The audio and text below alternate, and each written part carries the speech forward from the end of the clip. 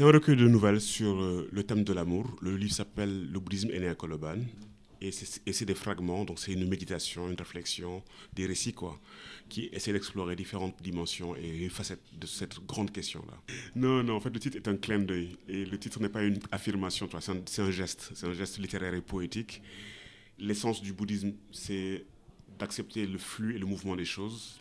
Et je pense que des gens assis sur un banc à Koloban, qui voient tout ce qui se passe, qui en acquièrent une sagesse, un regard sur la vie, ça peut être aussi un lieu, quoi. Donc c'est un lieu, ça peut être un lieu où le bouddhisme aurait pu être né. Donc c'est pas une affirmation historique, tu vois, c'est une affirmation esthétique et poétique, quoi, pour dire que de tous les lieux au monde, on peut avoir un regard sur les choses, un regard spécifique et particulier.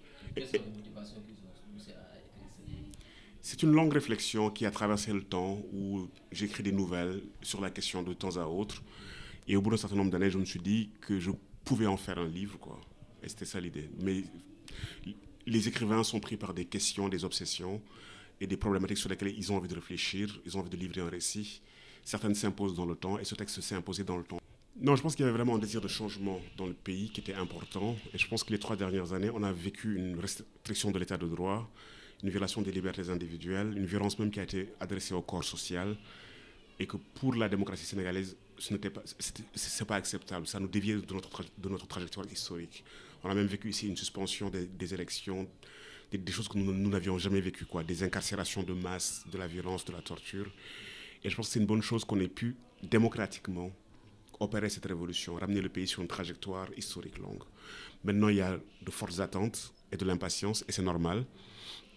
Et il y a un gouvernement qui vient d'arriver. Je pense qu'il faut leur laisser le temps de prendre en charge la machine et de poser des actes significatifs, quoi. Qu'attendez-vous concrètement?